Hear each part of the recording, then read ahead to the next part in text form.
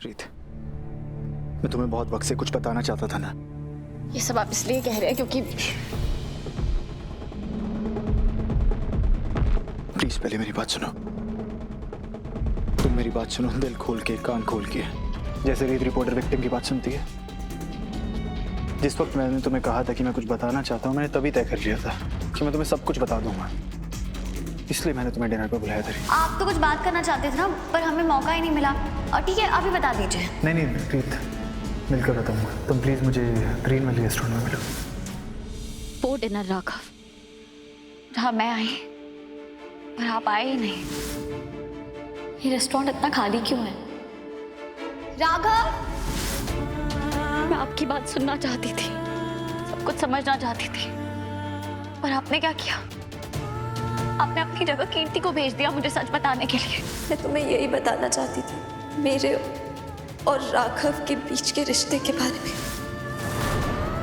ताकि मैं आप दोनों के रास्ते से हमेशा के लिए चली जाऊं। रीत, तुम्हें सच में ऐसा लगता है मैं कीर्ति को अपनी लाइफ में तुम्हारी जगह दूंगा और ये बात बताने के लिए मैं कीर्ति को भेजूंगा तुम्हारे पास? क्या तुम इस बात पे विश्वास कर सकती हो? अब इतना कुछ जानने के बाद तो मुझे ये भी समझ में नहीं आ रहा है राघव कि मैं किस पे भरोसा करूं और किस पे नहीं।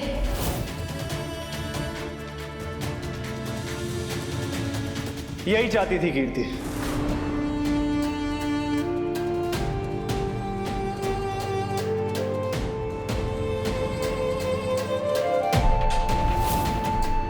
हमारे बीच में दूरियां बढ़ाना, और देखो रीत, वो कामयाब हो गई। उसने तुम्हारे दिमाग में इतना शक भर दिया कि तुम्हें कुछ समझ ही नहीं आ रहा है। रीत, तुम्हें लगता है मैंने तुम्हें धोखा दिया है, लेकिन ऐसा नहीं है। इनफैक्ट कीर्ति जो चाहती थी वो हो रहा है। रीत, सच ये है कि उसने मेरा फोन चुराया। उसके बाद उसने तुम्हें टेक्स्ट किया और मिलने की जगह चेंज कर दी। रीत, मैंने उस रात के बारे में बहुत बारीकी से सोचा है। प्लीज तुम अपने गुस्से को शांत करके थोड़ा सोचो। मैं कभी अपने मिलने की जगह चेंज नहीं करता ना। कीर्ति ने तुम्हें दूसरे रेस्टोरेंट में इसलिए बुलाया ताकि वो अपनी चाल की आखिरी बाजी चल सके।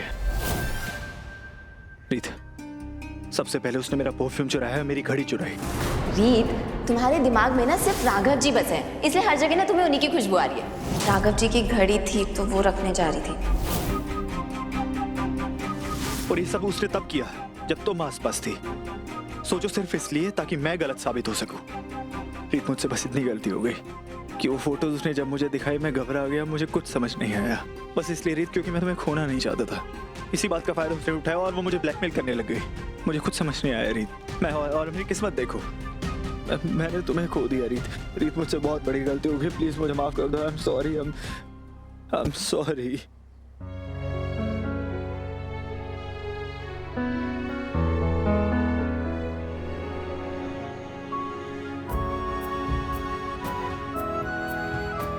कीर्ति आपको ब्लैकमेल करती रही, कठपुतली की तरह आपको इस्तेमाल करती रही।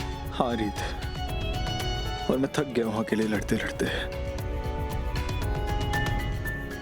वो फोटोज देख के मैं आपको इतना गलत समझती रही राघव।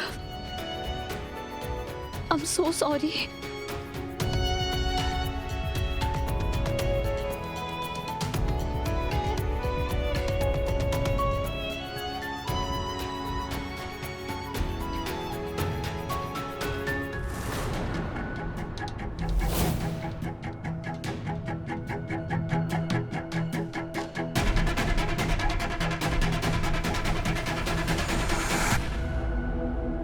लेकिन कीर्ति ने ये सब क्यों किया राघव?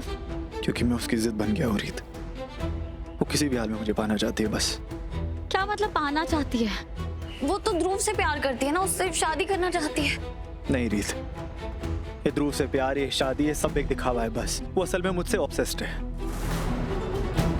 उसे लगता है कि उसकी शादी मुझसे होनी चाहिए थी, और तुमने मुझसे शादी करके मुझे उससे छीन लिया। तुम्हें याद है रीत, हमारे घर पे एक बुके आया था जिसपे एक नंबर लिखा हुआ था। कौन है? पता नहीं रीत, ये कोई बुके छोड़ के गया है। मैं बहुत दिन तक परेशान होता रहा, फिर मुझे ब्लैकमेल करने के लिए कोई टेक्स्ट करने लगा। मैं बहुत परेशान हो गया रीत। तब मैंने डिसाइड किया कि मैं पता लगा कर रहूंगा कि आखिर ये कर कौन रहा है। उसके बाद मुझे पता लगा कि असल में वो कीर्ति है जो मुझे ब्लैकमेल कर रही है। ऐसा या कुछ और कीर्ति? उसके बाद मैं तुम्हें बताने आने लगा तो उसने मुझे वो फोटोज दिखाए जो उसने तुम्हें दिखाई थी।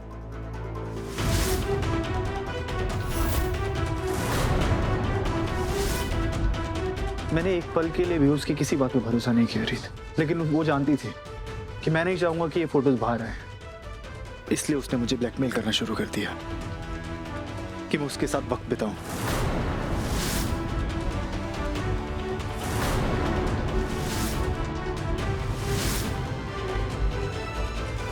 इसका मतलब ये है राघव कि कीर्ति के इस पागलपन से अगर सबसे ज्यादा किसी को चोट पहुंचेगी तो वो ध्रुव है। हाँ रीत, और मैं अब तो इस बात के लिए परेशान रहा क्योंकि मैं जानता था इससे सिर्फ ध्रुव का दिल नहीं टूटेगा बल्कि वो खुद पूरी तरह टूट जाएगा। और मैंने उसे बहुत बार बताने की कोशिश भी की पर मैं डायरेक्ट नहीं बोल पाया क्योंकि मुझे डर था कि ये सच बाहर आने से ध्रुव की पूरी दुनिया बिखर जाएगी। जैसे मैंने वो फोटोज देखकर इतना रिएक्ट किया, आपका डर बिल्कुल सही था Raghav. Raghav, I am so sorry. नहीं रीत, तुम माफी मत मांगो, इसमें तुम्हारी कोई गलती नहीं। गलती है तो पूरी उस कीर्ति की जो इस सिचुएशन का फायदा उठा रही है। लेकिन राघव, हमें ध्रुव को सब बताना पड़ेगा। हम ज्यादा देर तक उससे सच छुपा नहीं सकते क्योंकि वो हर पल कीर्ति से जुड़ता ही जा रहा है। अगर उसे सच का बाहर से पता चला तो वो पूरी तरह टूट जाएगा। हाँ रीत, और उसे आज नहीं तो कल पता लगना ही है। बस अब तुम मेरे साथ हो तो मैं ये सोच रहा हूँ कि वो कीर्ति कोई नया पागल बना कर बैठे। नया पागलपन मतलब? रीत, मेरे पास इस बात का कोई सबूत नहीं है पर मुझे लगता है ध्रुव का टेरेस से गिरना कोई एक्सीडेंट नहीं था। इसमें जरूर कीर्ति का हाथ है क्योंकि मैंने पंडित जी को बुलाकर शादी की डेट पहले करवा ली थी। आज से ठीक 2 दिन बाद विवाह के लिए बहुत ही उत्तम मुहूर्त है। 2 दिन बाद शादी कैसे कर सकते हैं? 2 दिन बाद शादी क्यों नहीं हो सकती? जब तुम दोनों एक दूसरे से शादी करना चाहते हो तो शादी तो कभी भी हो सकती है। हे माता रानी, अगर ये सच है तो राघव, हमें ध्रुव को उसकी जिंदगी बर्बाद होने से बचाना होगा। चलिए। कोई है? खोलो दरवाजा, खोलो। ध्रुव ने बोला जब तक तुम लोगों का लड़ाई झगड़ा सॉल्व नहीं होगा गेट नहीं खुलेगा। मतलब हमारा झगड़ा सॉल्व हो गया, प्लीज दरवाजा खोल जल्दी।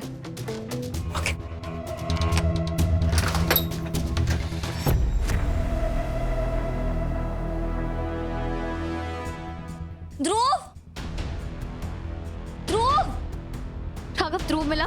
नहीं। कहाँ चला गया ध्रुव? लगता है तुम दोनों में सुलह हो गई। माता रानी तुम दोनों की खुशियों को बनाए रखे। अब चाची, आपको पता है ध्रुव कहाँ है? तुम लोग इतना परेशान क्यों? क्या हुआ? नहीं कुछ नहीं, हम जा रहे थे तो सूर्या ध्रुव से मिलकर जाए।